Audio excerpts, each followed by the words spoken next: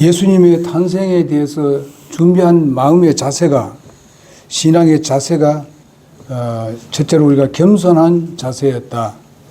두 번째는 믿음의 자세였고, 세 번째는 순종의 자세였다. 이 자세란 말은 이미 우리의 마음에 그 딱 준비된 것을 말합니다. 준비됐으면 이제는 어떻게 합니까? 실천으로 옮기는 거죠. 이런 자세가 필요합니다. 우리가 예수를 믿고 구원받았으면은 사람이 겸손해져야 됩니다. 그리고 두 번째는 참된 믿음을 가져야 돼요. 믿음에 굳게 서야 돼요. 오늘 또 하나님의 말씀을 통해서 우리가 구원받은 것을 이제 침례를 우리가 통해서 그 의식을 했는데, 그 의식은 그냥 우리가 의식으로 그치는 것이 아니고 거기에 포함된 모든 상징하는 것, 이런 모든 것들을 확고하게 그 위에 서서 그 다음에 순종해 나가는 것입니다. 중요한 것이 복음이죠. 예수님께서 나를 위해 십자가에 죽으시고 장사되시고 부활하신 것. 예수님이 이 땅에 오신 목적이 그거예요. 예수님도 자기의 사역을 하기 전에 먼저 침례부터 먼저 받았어요. 누구한테 침례 받았습니까? 침례 요한한테 침례를 받았습니다. 그래서 자기가 공적 사역에 들어가기 전에 먼저 침례에 순종했던 것을 봅니다. 그러면서 예수님은 그 침례 받을 때에 예수님 위에 뭐가 머물렀다 그랬습니까? 성령이 비둘기같이 임했다고 말씀해 주고 있습니다. 비둘기같이. 그러면서 침례요한이 뭐라고 했습니까? 침례요한도 예수님이 진짜 그렇게 그 부름 받았는지, 그 하나님께서 보내주신 하나님의 아들인지 잘 몰랐어요. 뭐 이야기는 들어도 확신을 갖게 된 것이 뭔가 하면은 성령이 그 침례받을 때 성령이 비둘기같이 임한 것을 보고 하나님의 아들인 것을 확신했다고 말씀해 주고 있습니다. 그러면은 침례 요한이 수많은 사람들을 침례 줬는데 오직 예수님이 침례 받을 때 그때만 성령이 임했다 이 말이죠. 그렇기 때문에 이분이 바로 하나님의 아들이다 하는 것을 확신을 가지고 그 후엔 더 확신 가지고 말씀을 더 증거했겠죠.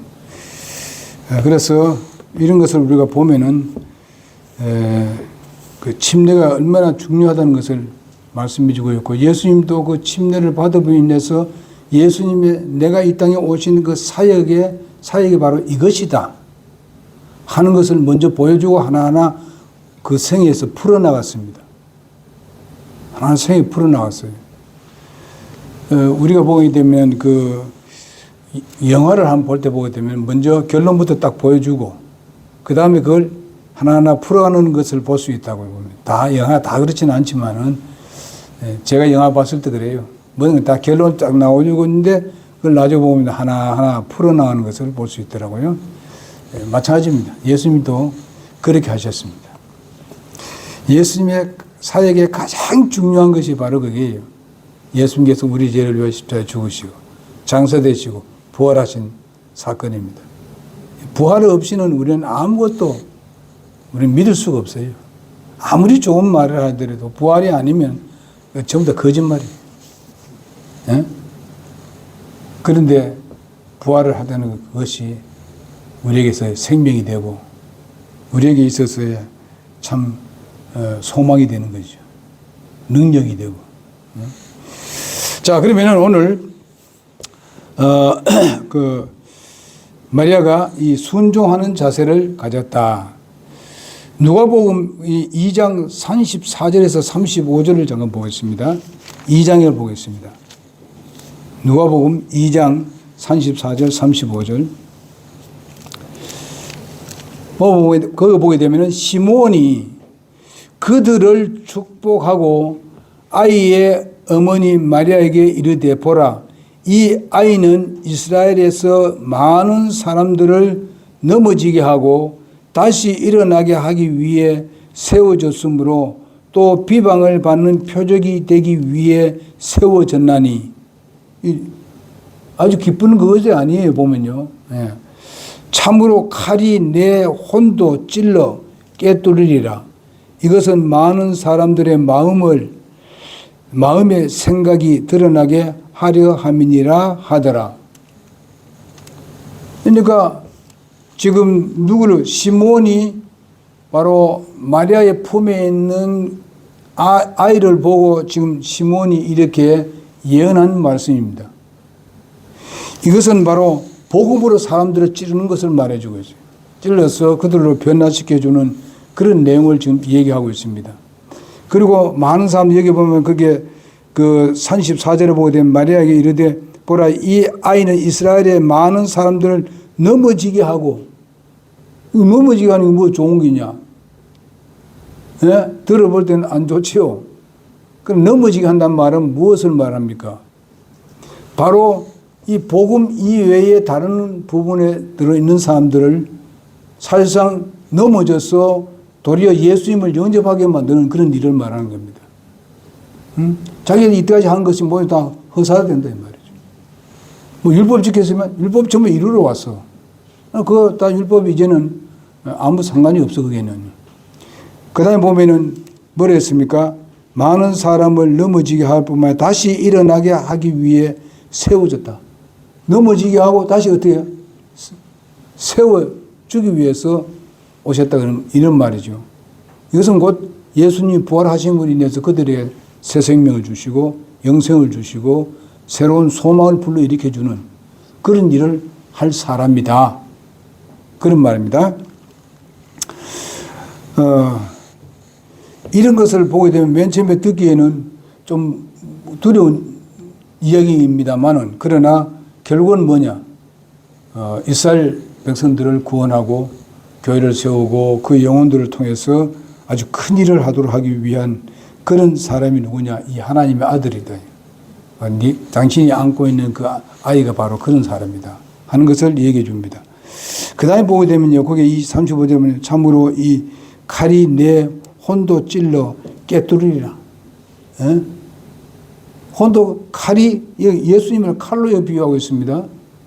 칼이 예수님께서 말씀 증거하는 그 말씀이 사람의 마음을 찌르고 이렇게 해서 회개시킨다 이 말이에요. 예? 회개시켜서 예수님을 변화시킨다 이 말. 사람들을 변화시킨다 이 말이에요.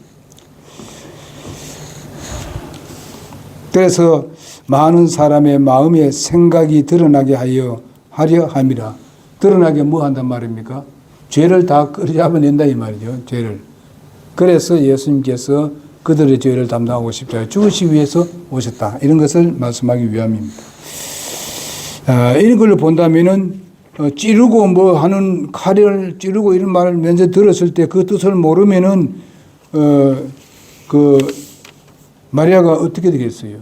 그러나 마리아는 하나님 말씀을 많이 아는 사람입니다. 하나님의 말씀에 굳게 서 있는 사람입니다.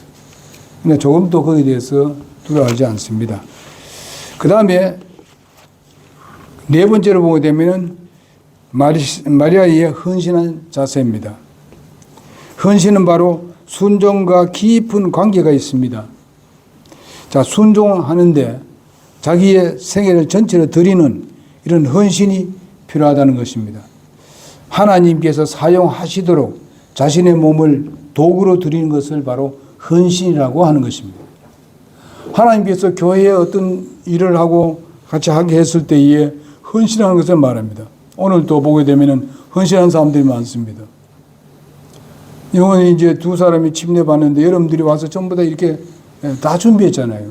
이것도 헌신입니다. 오늘 여기 전심 때 준비하는 그것도 헌신입니다. 이런 자세입니다. 우리는 주님께 믿고 순종만 하는 게 아니라 온몸을 당신 앞에 드리니 써주십시오 하면서 움직여주는 겁니다. 움직여주는 거. 네? 앞에 사람들이 좀 미끄러질까 싶으니까 미끄럼 방지를 딱 붙여주는 거. 그 헌신입니다. 이런 모든 것들을 우리가 이것을 자꾸 안 하려고 하는 것은 그거는 헌신 안 하겠다는 것이죠. 그래서 우리가 같이 함께 노력하고 자신의 시간을 드리고 몸을 드리는 것입니다. 근데 이거 보니까 마리아는 자기 몸을 헌신했습니다. 누구를? 예수님이 자기 몸에서 태어나도록 헌신했습니다. 아까도 얘기했죠.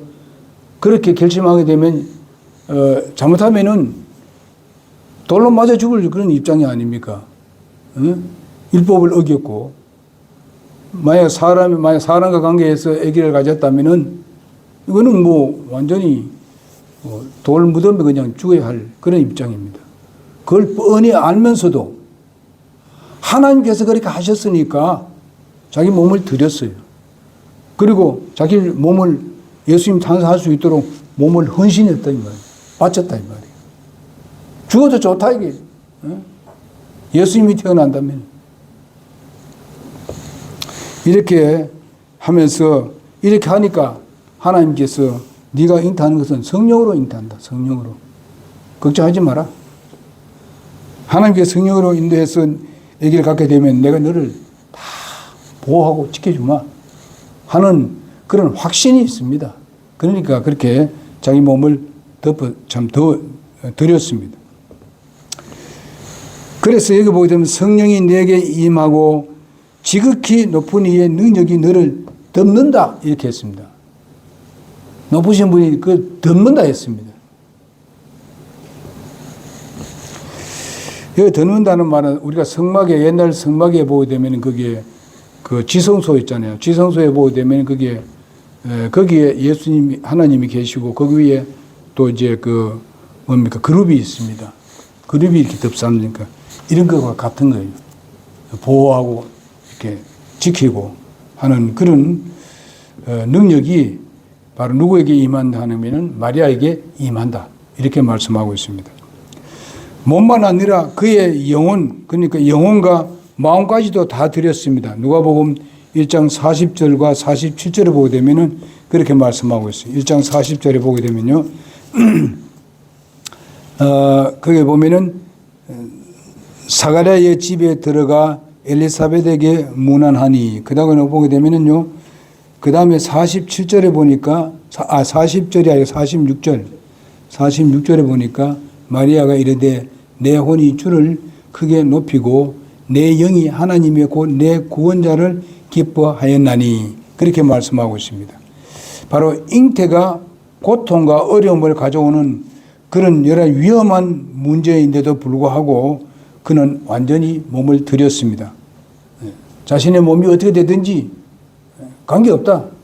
하나님의 아들이 태어난다는데 내 몸에 수태한다는데 전적으로 자기 몸을 드렸습니다. 이것이 이스라엘 백성들이 이것을 잘 알지 못한다면은 그는 어떻게 되겠습니까? 죽을 수밖에 없었습니다.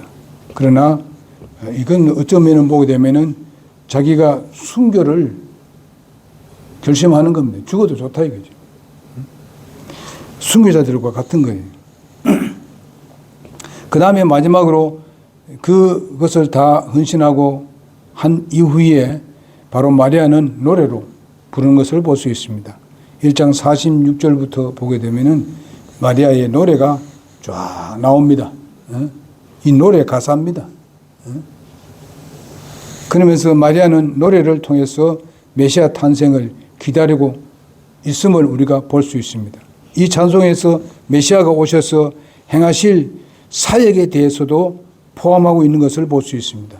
구원과 또 가난하고 눌린 자를 사랑하며 그들을 도울 것이며 그런데 대해서 주님을 기다리는 마리아처럼 우리는 이 성탄 자세가 바로 우리는 찬양으로 준비해야 합니다.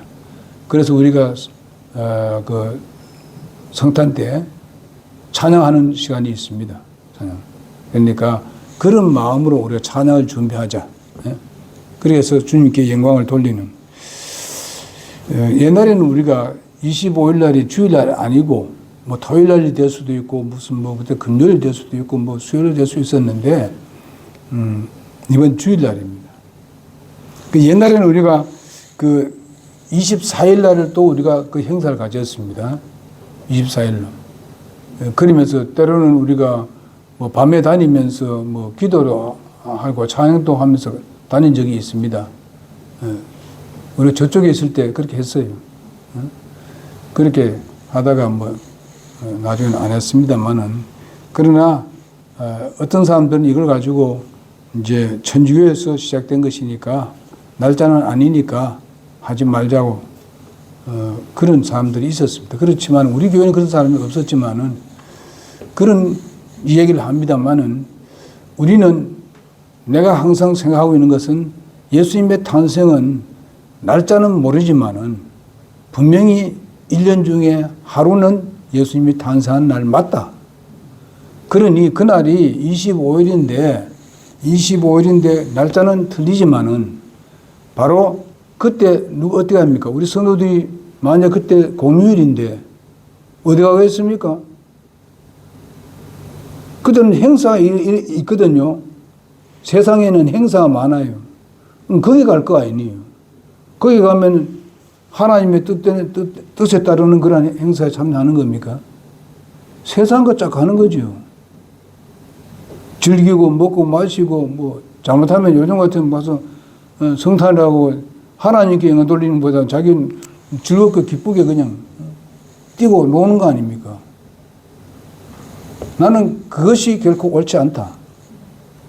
교회에서 모여서, 우리가 교회에서 우리가 하나님을, 예수님의 탄생은 분명히 우리는 한 날이 있으니까 예수님의 탄생을 찬양하고 영광 돌리고, 그 시간에 우리가 복음 증거하고, 그리고 우리가 예수님의 탄생이 얼마나 소중하다는 것을 이 얘기를 해주고, 그래서 우리가 하는 거예요.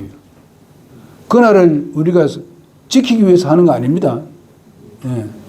우리는 그날은, 그거는 미신입니다. 그게 바로 바벨론에서 다 온 사상들이에요. 그러니까 우리는 그건 안 합니다.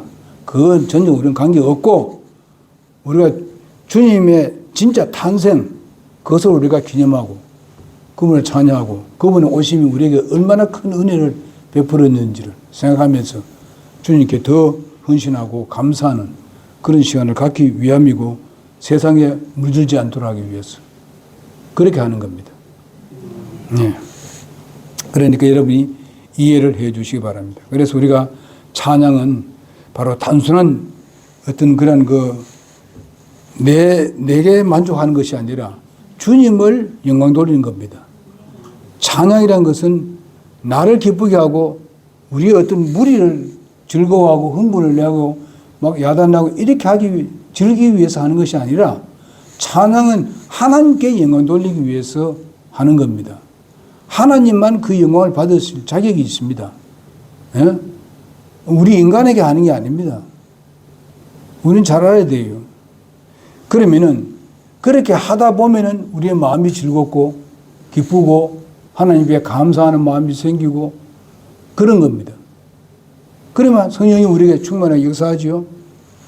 그러나 성령이 충만하게 역사하는 것이 무슨 뭐 뛰고 뭐 야단하는 이것이 성령 충만이냐? 아니에요. 그거는 사람의 그 정축신경을 자극시켜가지고 그게 흥분이 크게 시작하다 보니까 나중에 남자 여자 관계 없어요.